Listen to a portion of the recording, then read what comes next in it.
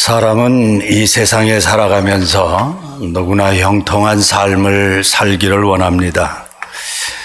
이 형통이라고 하는 이 히브리 말의 의미는 신중하다, 능숙하다, 번창하다, 성공하다 라고 하는 다양한 의미로 쓰여져 있습니다. 이 말은 하나님으로부터 지혜를 받아서 살이 분별하는 것이 아주 똑부러져서 모든 일들을 능수능란하게 처리해서 성공을 거두게 되는 그러한 말로 이해할 수 있습니다.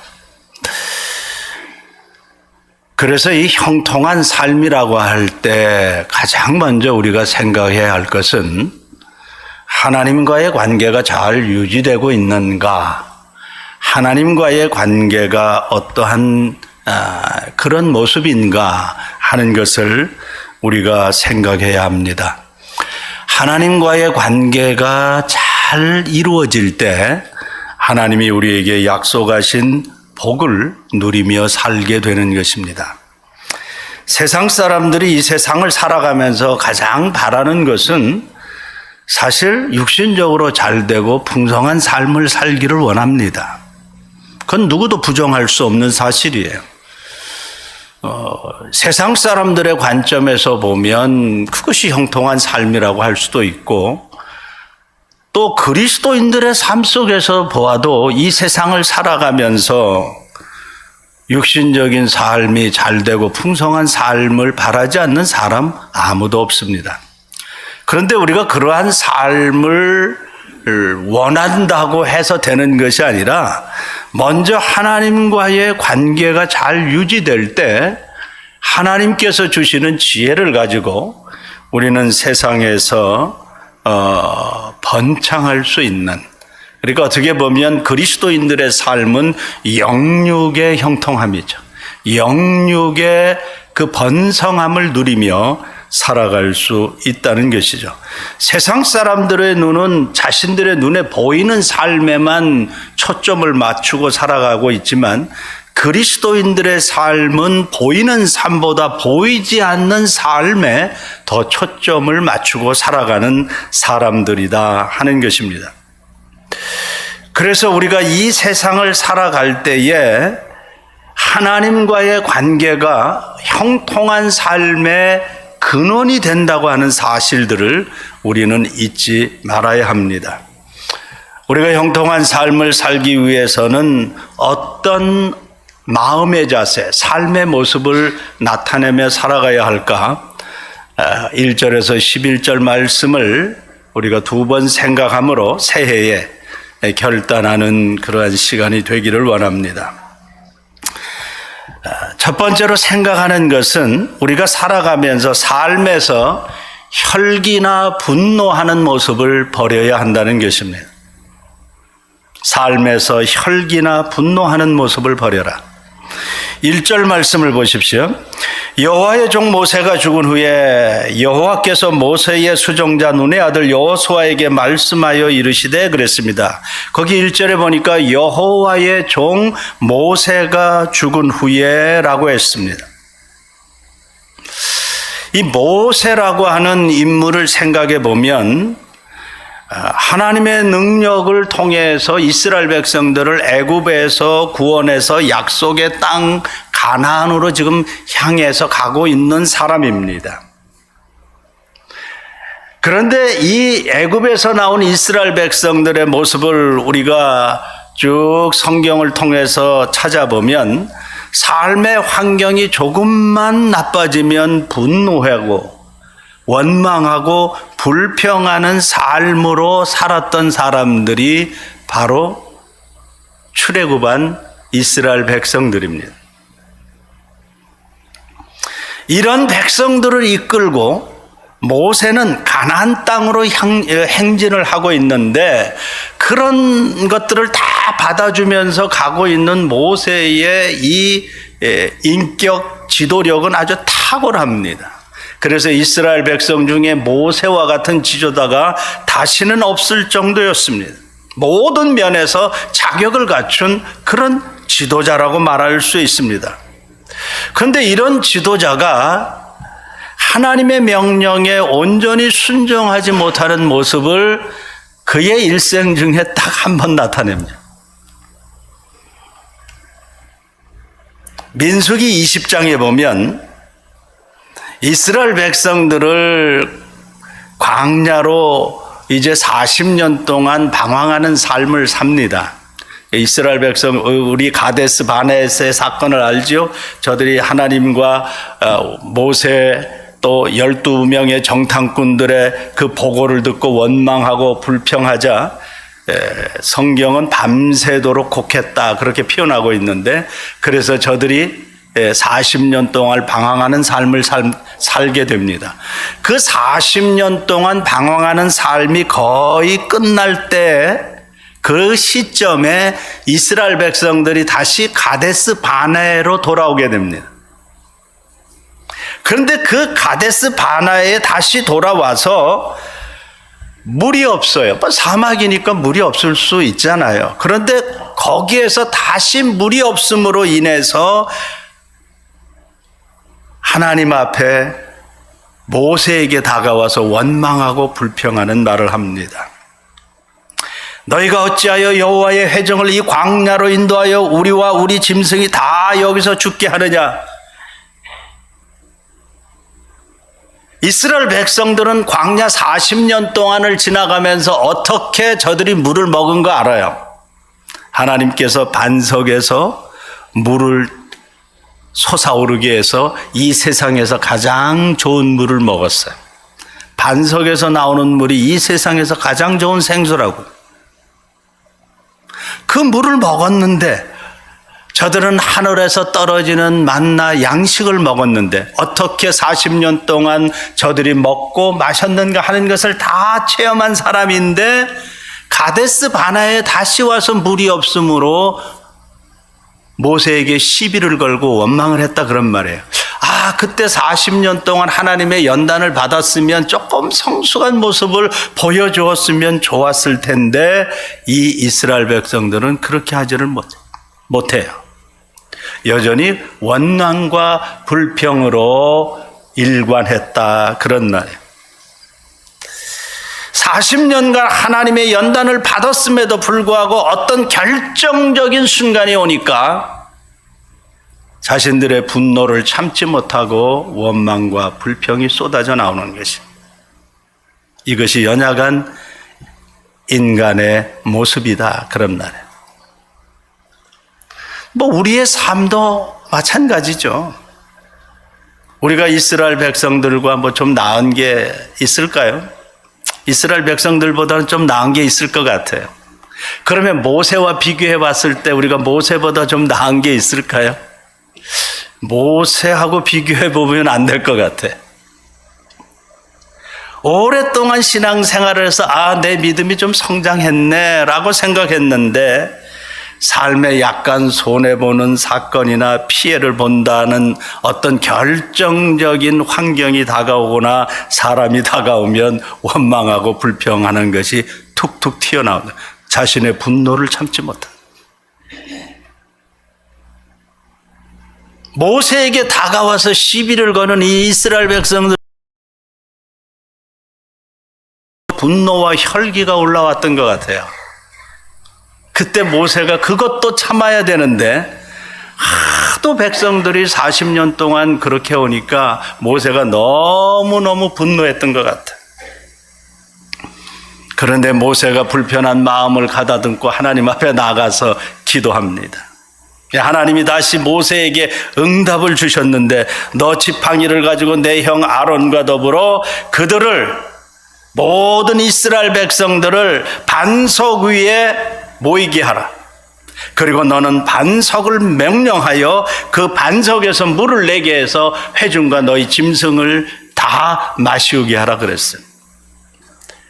그때 모세가 이스라엘 백성들을 반석 앞에 다 모으고 그리고 이야기를 합니다. 그 10절에 보면 이렇게 얘기해요. 반역아 너희여 들으라. 벌써 이 말 자체가 분노의 감정이 있는 것 같아요. 반역아 너희여 들으라. 우리가 너희를 위하여 이 반석에서 물을 내랴. 모세가 하는 말을 보면 모세의 마음속에 이 분노의 감정을 절제하지 못하는 그러한 말들이 튀어나온다 그런 말이에요. 아니, 자기의 사랑하는 여태까지 40년 동안 사랑으로 감싸서 이끌어온 그 이스라엘 백성들을 향해서 반역한 너희여 들으라. 뭐 맞지요. 하나님 앞에 늘 반역하고 원망하고 불평했지요. 사실은 말해요. 그게 팩트예요. 그게 사실이에요. 그럼에도 불구하고 그 백성들을 향해서 이런 말까지 쏟아낼 필요가 있을까 하는 그러한 의구심이 좀 드는 거예요. 그러면서 한 걸음 더 나아가서 자기가 마치 반석에서 물을 내는 사람인 양 이야기를 합니다. 모세가 손을 들어 지팡이로 반석을 2번 치니 물이 많이 솟아났다. 그렇게 기록합니다. 그러니까 하나님은 반석을 지팡이로 치라고 얘기하지 않았어요. 그냥 반석을 향해서 명령하면 하나님의 능력이, 하나님의 영광이 나타날 것이다. 그냥 명령만 해라 그랬는데 모세는 자기의 어떤 혈기, 자기의 분노를 참지 못해서 반역한 너희여 들으라. 내가 너희를 위하여 이 반석에서 물을 내라. 하나님이 물을 내는 게 아니에요. 자기가 물을 내는 거예요. 그래서 하나님의 거룩함과 영광을 가로채는 이 모세의 그 분노하는 이 모습 속에서 그는 가나안 땅에 들어가지 못하고 가나안 땅 입구까지 와서 죽게 됩니다. 인간적으로 생각해 보면 모세가 얼마나 화가 났으면 이런 말을 했을까? 뭐 그 이해는 돼요. 그런데 이게 어쩔 수 없는 모세 같은 위대한 인격을 가진 사람의 연약한 모습을 여실히 보여주고 있다 하는 것입니다. 결국 모세는 하나님의 말씀에 불순종하는 그런 결과를 가져왔다 그런 말. 그래서 하나님께서 모세에게 12절에 보면 이렇게 얘기합니다. 너희가 나를 믿지 않았다. 모세가 하나님을 믿지 않았다 그렇게 얘기해요. 이스라엘 백성들 앞에서 나의 거룩함을 나타내지 않았다. 하나님의 말씀을 믿지 않는 불순종의 나락으로 떨어져서 그는 가나안 땅에 들어가지 못하고 120세의 나이에 그 느보산에서 죽게 됩니다. 그 느보산은 가보신 분들은 다 알아요. 그 가나안 땅이 쫙 보이는 그 높은 산이에요. 우리 성지순례 팀도 가서 그 느보산에서 가나안 땅을 다 내려다 봤는데 그 모세가 죽을 때에 기력이 쇠하지 않았어요. 힘이 넘쳤어요. 눈이 흐려지지 않았어요. 눈이 얼마나 밝았는지 몰라요. 그러니까 모세는 죽을 때가 아니에요. 인간적으로 보면. 그런데 하나님의 말씀에 불순종한 그 모습 하나 때문에, 한 번의 실수 때문에 모세는 가나안 땅에 들어가지 못하는 사람이 되었다 하는 것입니다. 우리가 모세와 비교해 볼 때 우리 자신이, 나 자신이 모세와 비교할 수 있을까? 모세의 온유함에 비교해 봤을 때 그 비교 자체가 안 되는 사람이죠. 아니 어떻게 모세와 나를 비교할 수 있어? 이건 비교 자체가 안 되는 거예요. 우리는 하루에도 분노하고 혈기를 낼 때가 얼마나 많은지 몰라요. 모세는 단 한 번이에요. 아주 작은 일에도 혈기내고 분노하는 사람들이 얼마나 많은지 몰라요. 자기의 그 감정을 컨트롤하지 못하는 사람들이 얼마나 많은지 몰라요. 하나님의 거룩함과 영광을 나타내지 못하는 사람들이라고 말할 수 있어요. 우리가 이 세상을 살아가면서 화를 내지 않는 사람이 어디 있겠어요? 누구나 다 화를 낼 수 있죠. 그런데 우리가 어떠한 경우라도 그리스도인이라면, 하나님의 자녀라면 자신의 분노하는 감정을 컨트롤할 수 있어요. 절제할 수 있어요. 이 화는 거룩한 의분하고는 다릅니다. 예수님도 화냈어요. 예수님이 화낸 것, 분노한 것은 거룩한 의분이다 그런 말이에요. 말씀을 따라가지 않는 자들을 향해서 분노했어요. 그것은 지금 모세가 화를 내는 거하고는 좀 달라요. 자신의 감정을 컨트롤하지 못해서 튀어나오는 분노는 다르다 그런 말이에요. 그것은 하나님의 영광을 가리운다 그런 말이에요. 특별히 우리는 가까운 사람일수록 조심해야 합니다. 제일 가까운 사람이 누구예요? 가정에서 부부죠. 부부가 제일 가깝잖아요. 예. 가정에서 자녀들이 제일 가깝잖아요. 부부의 관계 속에서, 자녀들과의 관계 속에서 자신의 감정을 컨트롤하지 못하고 분노를 자주 내는 사람들은 하나님의 영광을 가리운다 그런 말이죠. 하나님의 복은 가정에서 먼저 받아 누려야 되는 거예요. 가정이 그래서 가정교회인 거예요. 근데 가정에서 분노를 잘 내는 사람들은 뭐 남편이 잘 내든지 아내가 잘 내든지 자녀들이 분노를 잘 내든지 어땠든지 그 분노를 잘 내서 그것을 그 가정에서 잘 컨트롤하지 못하면 하나님은 약속하신 기업을 받아 누릴 수가 없다 그런 말이에요. 받았던 복도 소멸할 수 있음을 우리는 알아야 돼요. 여러분들의 마음에서 솟아오르는 이 분노를 새해는 잘 조절할 수 있는 지혜로운 사람들이 되시기를 축복합니다. 두 번째는 하나님의 은혜 속에 살아가라는 것이에요. 여호와의 종 모세가 죽은 후에 그랬습니다. 하나님이 이스라엘 백성들에게 약속하신 그 땅은 하나님의 은혜로 들어가는 땅이에요. 하나님의 은혜가 없으면 절대로 가나안 땅에 들어갈 수 없는 곳이에요.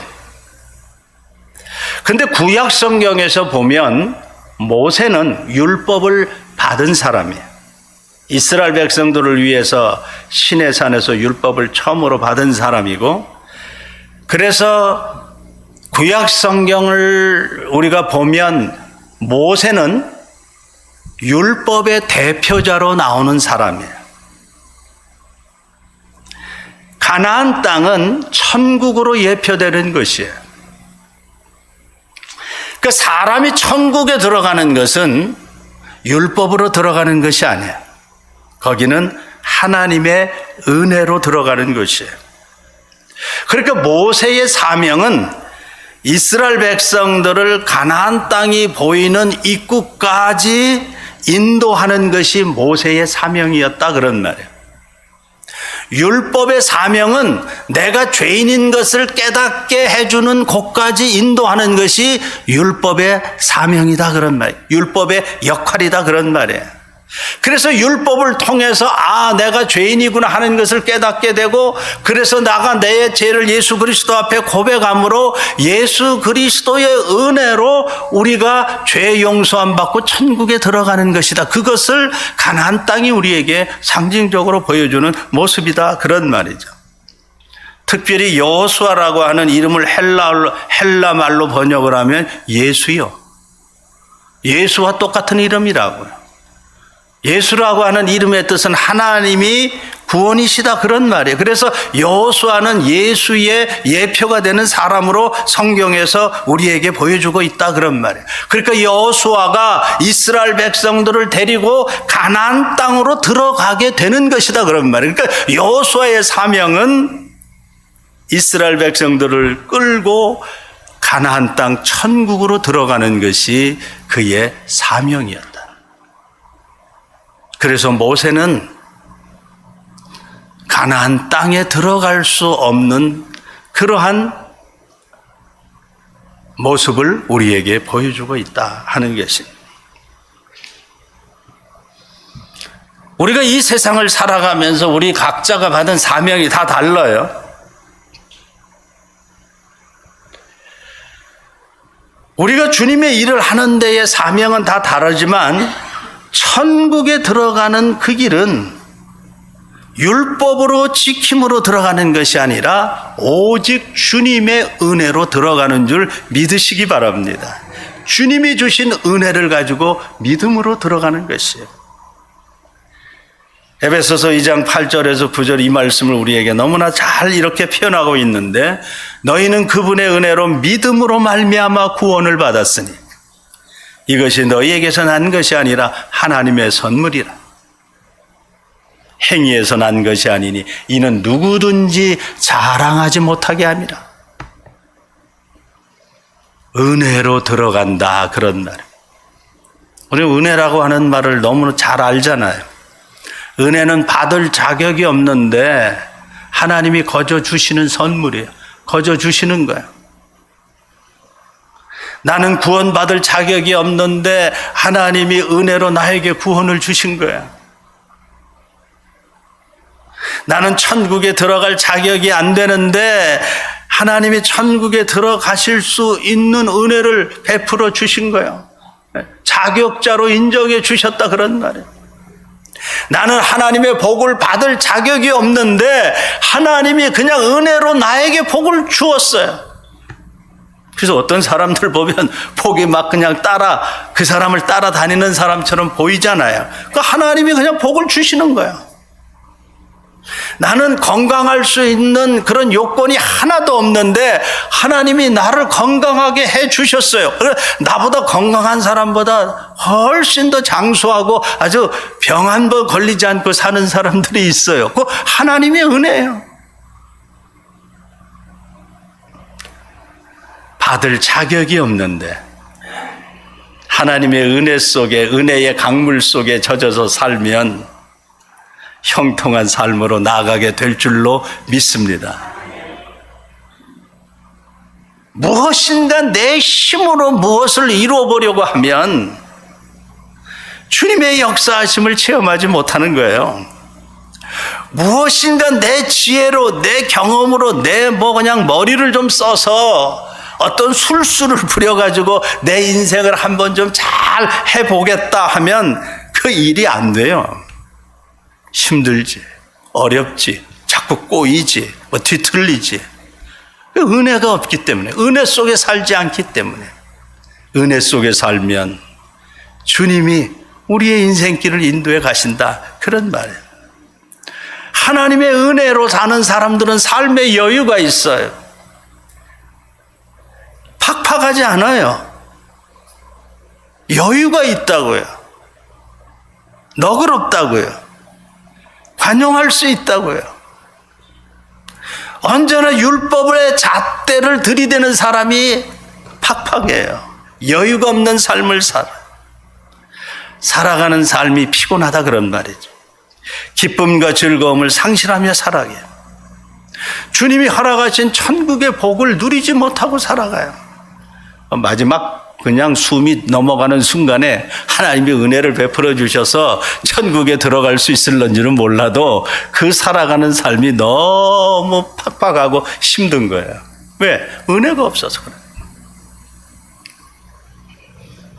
그걸 자동차에 비유하면 8기통 자동차를 타고 다니는 사람과 4기통 자동차를 타고 다니는 사람들의 차이라고도 볼 수 있어요. 특별히 이런 언덕 같은 데 올라가는 데 보면 8기통 자동차는 힘 안 들이고 아주 스무스하게 그냥 엔진 소리 하나 안 나고 올라가는데 4기통 차 타고 그 언덕 높은 그 산 정상까지 올라가려고 하면 얼마나 힘이 드는지 몰라요. 그냥 앵앵거리지 엔진 소리 나지, 이게 올라가다 또 쉬어야 되지. 그렇게 헐떡이면서 산 정상에 올라가는 거예요. 그러니까 우리가 똑같은 인생길을 가는데 하나님의 은혜 속에 가는 사람은 높은 정상도 스무스하게 가요.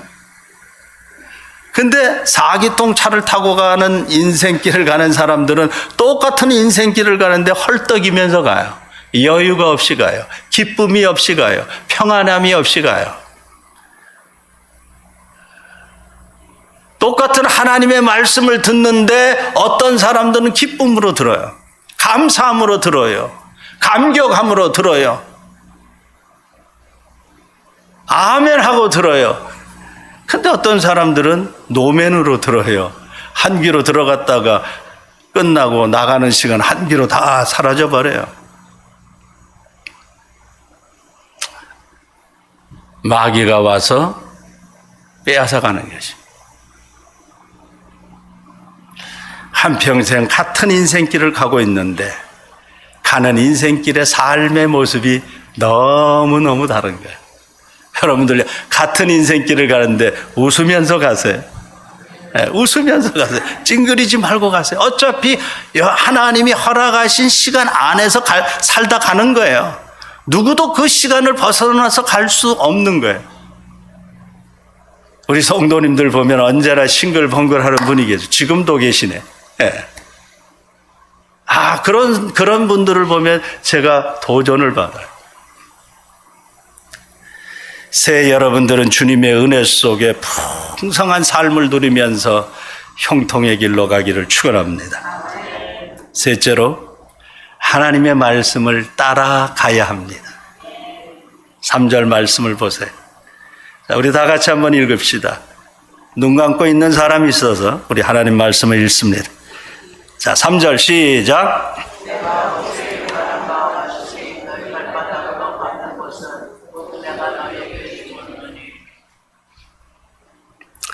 이 모든 백성과 더불어 4절까지인데 이 요단을 건너 내가 그들 곧 이스라엘 자손에게 주는 그 땅으로 가라. 내 종 모세가 죽었으니 이제 너는 이 모든 백성과 더불어 일어나 요단을 건너 내가 그들 곧 이스라엘 자손에게 주는 그 땅으로 가라. 하나님은 모세가 죽은 후에 여호수아를 모세의 후계자로 리더십을 주셨어요. 후계자로 세우셨어요. 그러면서 즉시 명령하는데 뭐냐면 이스라엘 백성들과 함께 요단강을 건너서 하나님이 약속하신 땅으로 들어가라는 거예요. 여호수아는 아직 한 번도 검증이 안 된 지도자입니다. 이스라엘 백성들 중에서 검증이 안 됐다 그런 말이에요. 그럼에도 하나님은 가나안 땅에 들어가라고 하세요. 여호수아의 입장에서 보면 여호수아는 지금 이스라엘 백성들을 40년 동안 모세의 수종을 들면서 이스라엘 백성들이 어떤 기질이 있는 사람들인지 알아요. 다시 말하면 반골 기질이 있는 사람들이 이스라엘 백성들은 반골 기질이 있다고요. 언제나 원망하고 불평해 하는 사람들이니까 그냥 항상 마음속에 그런 기질들이 있어요. 여러 사람들을 보면 그런 기질들이 있는 사람들이 항상 있어요. 그래 그런 기질들이 있는 사람들을 여호수아는 너무나 잘 알아요. 그래서 여호수아의 마음속에 우리가 읽어보면 두려운 마음이 있는 것 같아요. 그래서 오늘 우리가 읽은 성경에서 강하고 담대하라 이런 말씀을 계속 하시는 거 보면 여호수아가 두려운 마음이 좀 있었던 것 같아요. 왜냐하면 그 300만 명이 넘는 백성들을 끌고 가나안 땅으로 들어가는 것이 쉬운 일이 아니에요. 그리고 그 땅은 그냥 저절로 차지하는 땅이 아니라 전쟁을 해서 싸워서 이겨서 차지해야 되는 땅이에요. 그들이 들어가야 할 가나안 땅 앞에 제일 먼저 나오는 방해물이 뭐냐면 요단강이에요. 요단강을 건너가야 되는데 배가 한 척 없잖아요. 그리고 요단강을 건너간다 해도 그 앞에 이제 아주 그 난공불락의 성들이 딱딱 버티고 있잖아요. 그리고 저 이방인들은 지금 전투 준비를 하고 있어요. 그런데 그런 외부적인 환경에 신경 쓰지 말고 백성들과 함께 일어나서 요단강을 건너서 약속의 땅으로 들어가라는 거예요. 그게 하나님의 명령이에요. 그런데 여호수아는 그 하나님의 명령 앞에 조금도 의문을 달지 않고 백성들에게 그 땅으로 들어가기 위해서 모든 준비를 하라고 다시 명령을 합니다. 그게 11절 말씀이에요. 진중에 두루다니며 그 백성에게 명령하여 이르기를, 여호수아가 하는 말이에요. 양식을 준비하라. 사흘 안에 너희가 이 요단을 건너 너희의 하나님 여호와께서 너희에게 주사 차지하게 하시는 땅을 차지하기 위하여 들어갈 것임이라. 그런데 이 성경 이 히브리어를 보면 앞으로 차지해야 할 땅인데 이거를 문법적으로는 이미 받은 것처럼, 이미 차지한 것처럼 완료형의 시제로 썼다 그래요. 그러니까 그게 뭐냐면 앞으로 이제 쳐들어가서 미래에 차지해야 할 땅인데 하나님은 이미 차지한 것처럼 그렇게 말씀을 하셨다 그런 말이에요. 그런데 그 말을 듣는 순간 여호수아는 한마디의 의문을 달지 않고 백성들에게 즉시 명령을 해서 사흘 후에 우리가 그 땅으로 들어가겠다 준비를 하라고 말씀합니다. 이게 여호수아의 위대한 신앙의 모습이에요. 하나님의 말씀 앞에 온전히 따라가는 모습. 이 말을 다른 말로 표현하면 순종하는 모습이다라고 말할 수 있겠죠. 이 말을 우리가 다른 말로 표현하면 이스라엘 백성들이 가나안 땅에 들어가서 그 땅을 차지하는 싸움은 전투력에 달려있는 싸움이 아니다 그런 말이에요. 이스라엘의 군사력에 달려있는 싸움이 아니다 그런 말이에요. 이것은 이스라엘과 하나님과의 관계에 달려있는 싸움이다 그런 말이에요. 가나안 땅에 살고 있는 이방 족속을 물리치는 것은 너희의 군사력이나 너희의 무슨 지혜나 너희의 무슨 무기로 싸우는 싸움이 아니라 내가 싸워야 이길 수 있는 싸움이다. 내가 너희의 군대 장관이 되어서 싸워야 이길 수 있는 싸움이다 하는 것을 보여주는 거예요. 그러니까 이스라엘 백성들이 하나님이 이스라엘의 군대 장관이 되어서 싸워주시려고 하면 하나님과의 관계가 좋아야지. 하나님과의 관계가 불통이 되면, 형통의 반대말이 불통이에요. 형통은 하나님과 통한다는 말이고 불통은 하나님과 안 통한다는 말이에요. 그러니까 하나님과의 관계가 안 통하면 불통의 삶을 산다 그런 말이에요. 하나님과의 관계가 좋으려면 언제나 하나님의 말씀을 따라가는 삶을 살아야죠. 하나님의 말씀을 따라가지 않으면서 하나님과 통하기를 원하는 사람은 스스로 속이는 사람이죠. 말씀을 따라서 살아가는 사람이 하나님과의 관계가 좋아질 수밖에 없는 거예요.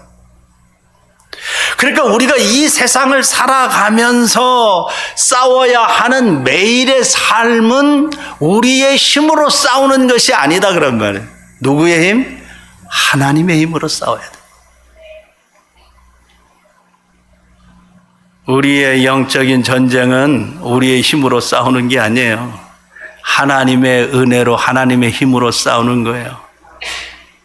마귀와 싸워서 이길 사람 하나도 없어요. 한 사람도 없어요. 마귀의 밥이지 우리는 마귀의 밥이지. 우리가 마귀하고 싸워서 이길 수 있는 사람이 누가 있어요?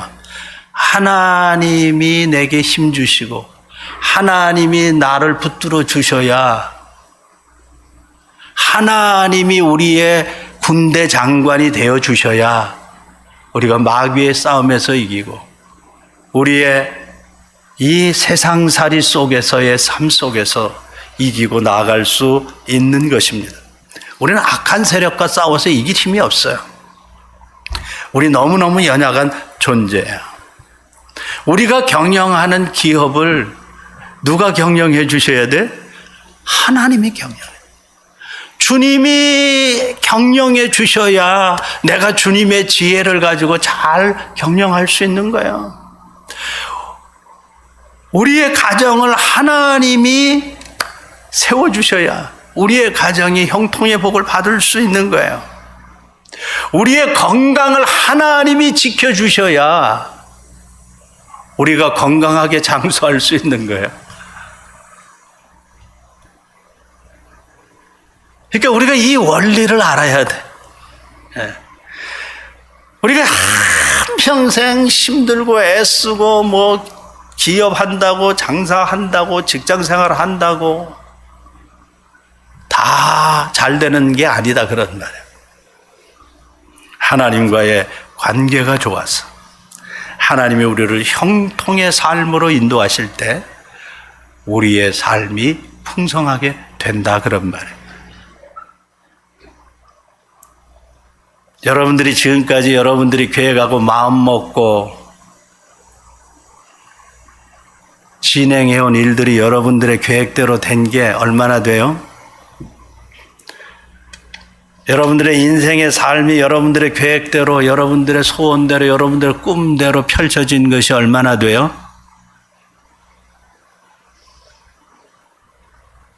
아마 안 된 것이 훨씬 더 많을 거예요. 하나님이 그 길을 열어주지 않으면 안 돼요.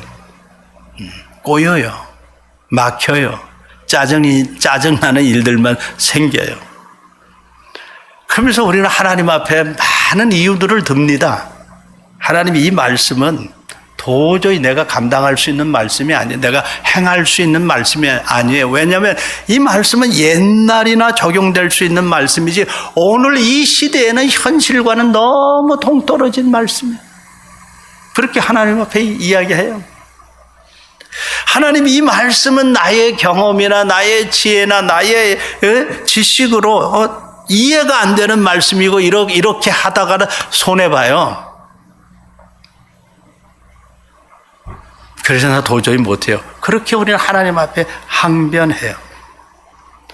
하나님이 이 말씀을 과학적으로 살펴보아도 이건 너무 허황된 말씀 같아요. 이건 너무 논리적으로 맞질 않아요.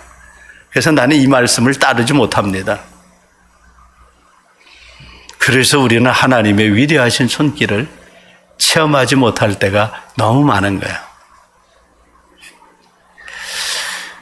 여러분, 새해 여러분들이 한번 결단하십시오. 난 새해 2024년도에 내가 하나님의 말씀을 믿는데 내가 하나님의 말씀을 이 믿는 것을 내 실제의 삶 속에서, 내 현실의 삶 속에서 한번 실행해 보겠다. 한번 나타내 보겠다. 한번 그렇게 한번 결단하시고 나가보세요. 하나님이 어떻게 여러분들의 삶에 역사하시는가?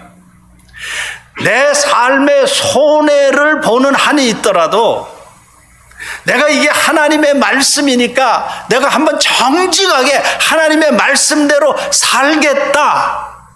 한번 그렇게 결단하고 한번 나아가 보세요.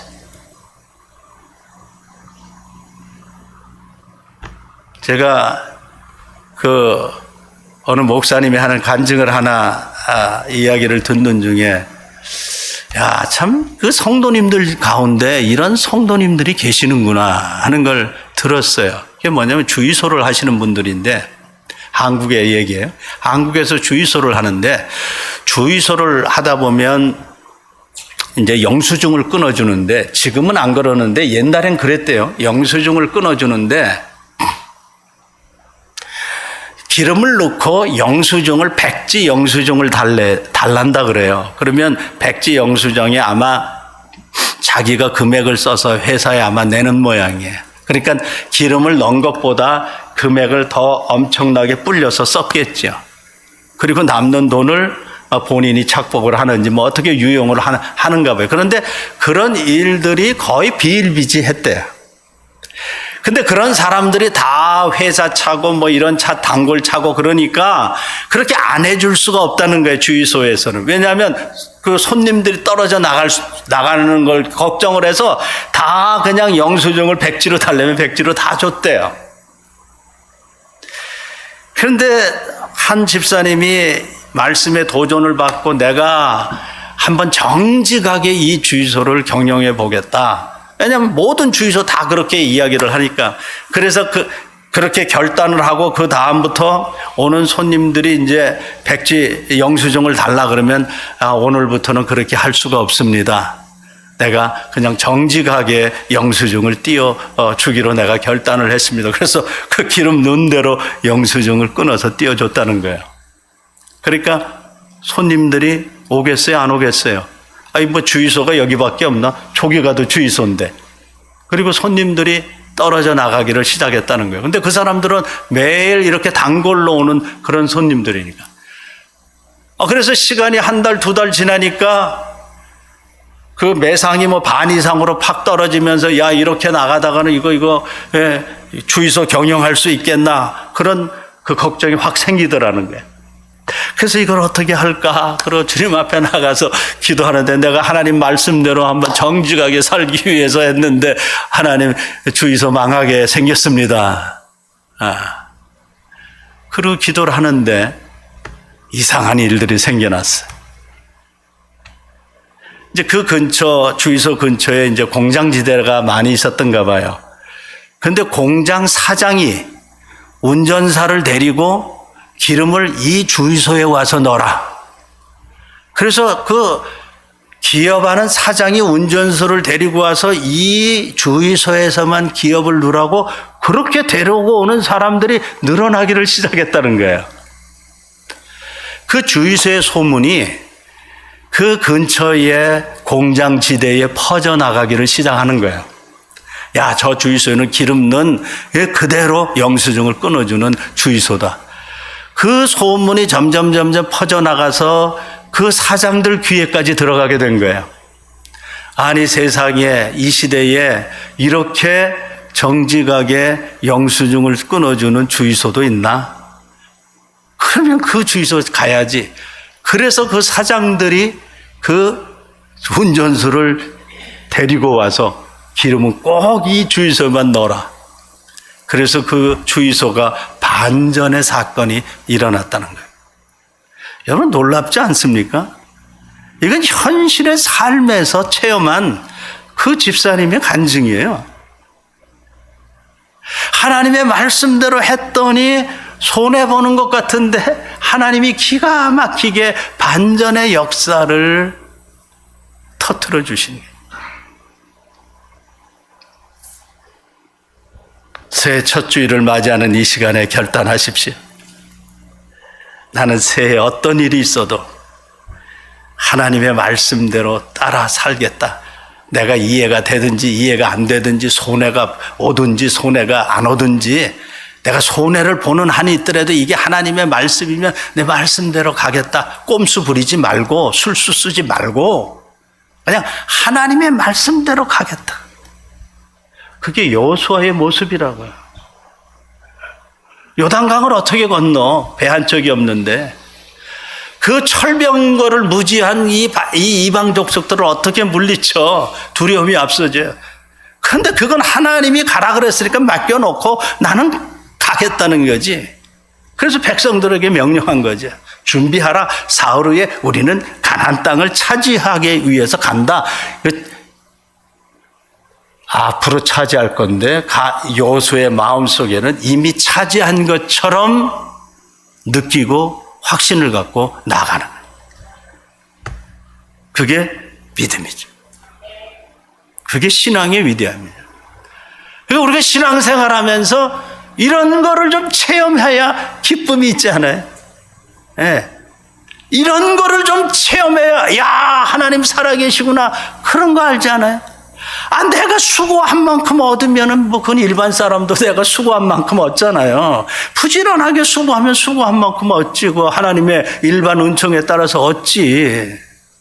근데 그것도 안 되는 사람도 있긴 있어. 하나님이 막 꼬이게 하면. 그건 그 사람 깨닫게 하기 위해서 꼬이게 하는 것이거든. 주님, 내가 하나님의 말씀이면 내 삶의 환경이 어떠하든지 간에 나는 오늘 올해는 말씀을 따라서 그대로 한번 가보겠습니다. 나에게 힘 주세요. 나에게 은혜 주세요. 나에게 주님을 닮아가는 마음 주세요. 그렇게 기도하고 나가라. 그래서 부지런히 말씀을 읽고 묵상하십시오. 성령의 감동으로 다가오는 말씀, 묵상 속에 다가오는 하나님의 그 말씀을 여러분의 마음에 담으십시오. 그 말씀이 여러분들을 지켜줄 수 있는 힘이 되는 것입니다. 새해 우리 모두가 하나님이 약속하신 형통의 삶으로 나아가기를 축복합니다. 우리의 영적인 삶과 육적인 삶이 주님이 약속하신 이 기업을 받아 누리는 사람들이 되시기를 축복합니다. 이 시간 분노를 다스리고 주님의 은혜 안에 거해 말씀을 오직 따라가는 그런 삶을 살기로 결단하십시오. 여러분들의 삶에 주님께서 부어주시는 형통한 삶이 열리게 될 것입니다.